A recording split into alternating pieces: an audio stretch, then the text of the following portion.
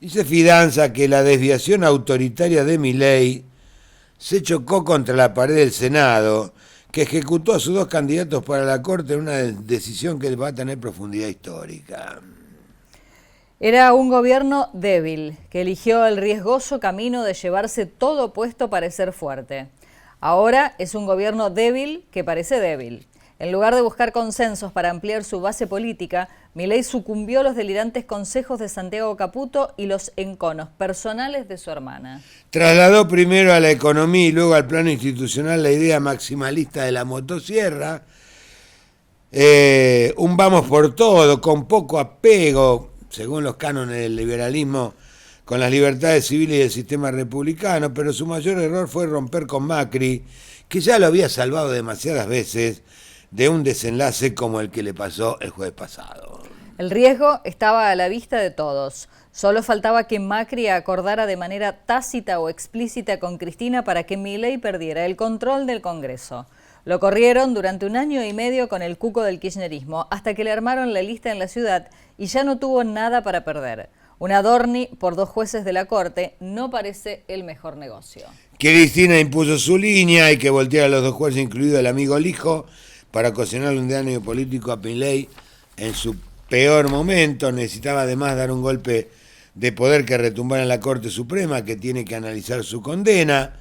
Macri, que no tiene entre sus defectos, está bien escrito, la falta de sangre fría, le dio el tiro final. Cuando el quórum pendía de un hilo, ordenó a sus senadores que acompañen al peronismo y ya está.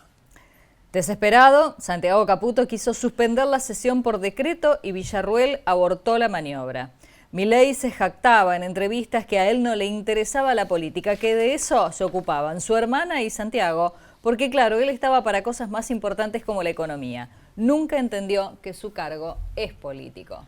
Y como dice un refrán vasco, si no haces política te la hacen. El jefe del bloque radical, esta es una anécdota importante, Eduardo Vichy, que siempre votó a favor de Milei en las decisiones importantes en la legislatura, fue a la Casa Rosada a pedirle que por favor retiren los pliegos de los jueces para evitarle una derrota al presidente. No lo escucharon. Karina y Santiago chocaron el gobierno por el odio personal que le tienen a Macri. Punto. Ahora Milei va a tener problemas políticos y económicos. Le tocará aprender por la vía dura que la economía se subordina a la política y no al revés. Le bastaría mirar el desastre de la economía global que están generando las convicciones políticas de su admirado Trump para darse cuenta. También figura la estupidez de los trolls. Uno diciendo, esto es exactamente lo que yo voté. Otro que todo ocurre según lo planeado. Y toda esa jerga de adolescentes con exceso de pantalla, que no es más que eso, una estupidez. Está bien escrito, reitero. Lo que importa es que Milei, como presidente, entregó equilibrio fiscal y una baja de la inflación a cambio de bajar el precio del dólar. Una receta ya conocida que suele terminar mal, y no mucho más que eso. No es el mejor gobierno de la historia ni de cerca. Frondizi, por citar un caso, le pasa el trapo de manera apabullante. Bajó la inflación y el gasto, pero también industrializó el país, desarrolló el petróleo y construyó 20.000 kilómetros de rutas, mientras hacía un equilibrio imposible entre Perón, los militares y buena parte de su partido. También me gusta este párrafo de Fidanza para aclarar algunas cosas de los últimos 50 años o 100 años. Frondizi subió con el mínimo de apoyo, justito para ganar la elección, con el peronismo proscrito, si bien una parte del peronismo lo votó. Después lo voltearon, estuvo 3 años y medio. En esos 3 años y medio hizo 20.000 kilómetros de ruta. En esos 3 años y medio se inauguraron Sulfacid, Electroclor, digo para que se sepa lo que es nuestra región, 3 fábricas petroquímicas, porque él creía en la industria de base. El cordón industrial de San Lorenzo no existía, lo creó todo él. Y concomitantemente con eso, creó toda la doble traza de Boulevard Rondó. Fue la primera avenida que tuvo 4 manos en Rosario, porque si los obreros van para allá, hay que crearle un camino para que vaya, elemental, ¿no? Pero todas esas cosas se esconden. Después lo volteó un golpe militar entre azules y colorados. ¿Cómo sigue ahora entonces un presidente después de la humillación que sufrió en el Senado? Bueno, depende de él. En un gobierno normal, Santiago Caputo ya no existiría más. Pero el precipitado comunicado que sacó la presidencia no presagia nada bueno. Ya es historia, pero emitió un comunicado acusando al Senado de querer dar un golpe de Estado. Negociación y más delirio, negación, perdón, de la realidad y más delirio autoritario. Mala combinación cuando hace falta templanza para asimilar el golpe. Y como los problemas de la Argentina nunca vienen solos, esto le ocurre en el punto crítico de una negociación con el FMI a la que llega con el agua al cuello y con la campaña electoral ya lanzada. Mauricio Claver Carón, el funcionario más importante de Trump para América Latina, le puso sal en la herida a Milei. Le exigió romper con la asistencia financiera de China si quiere contar con la ayuda de Estados Unidos en el fondo. El problema es que de los 25.000 millones de reservas brutas que tiene la Argentina, 17.000 millones son de China. El FMI en el mejor de los casos promete enviar 20.000, de los cuales 14.000 vuelven al fondo para el repago de vencimientos. No hay que ser un genio para entender la gravedad de lo que pidió el expresidente del BID.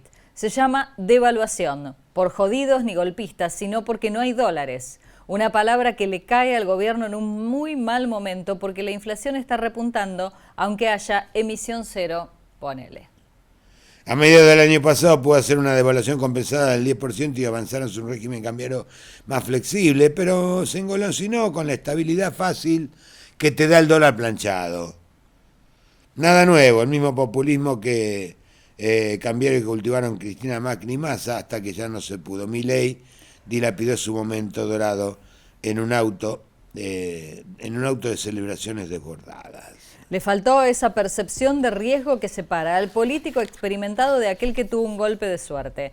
La Argentina es una máquina perfecta de destrucción de sus líderes, tendencia que se agravó con el malestar de su larga decadencia. Ahora es posible que Milei ingrese a la tortuosa normalización de los últimos gobiernos. Aguantar, aguantar, aguantar.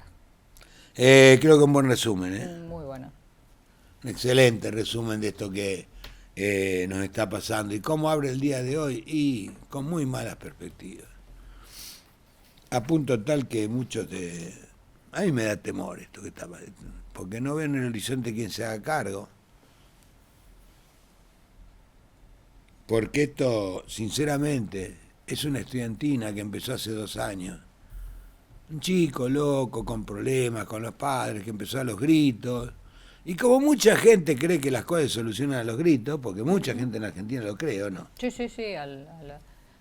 con los gritos y con... Esto yo en 2 minutos le arreglo. Golpes de motosierra, como si fuese, bueno, lo que se corta, sí, se corta, y no es así. Sí, la vieja historia de dejar el dólar barato, tirar empleados por la ventana y va a sacarle la plata a los jubilados. No hay mucho misterio, porque actos de gobierno, yo quiero agregarle algo. No conozco ningún acto de gobierno. Ninguno. Y el único que había, que era la licitación de la hidrovía, se lo pusieron de sombrero. Se lo pusieron de sombrero porque no saben. No tienen técnicos, no tiene gente que tenga contacto con la realidad. Ahí hay mucho libro de economía del siglo XIX.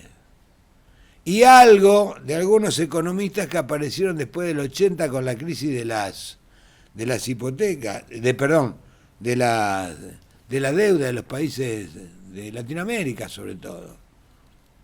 Y las consultoras estas, que bueno, la mayoría se fundieron.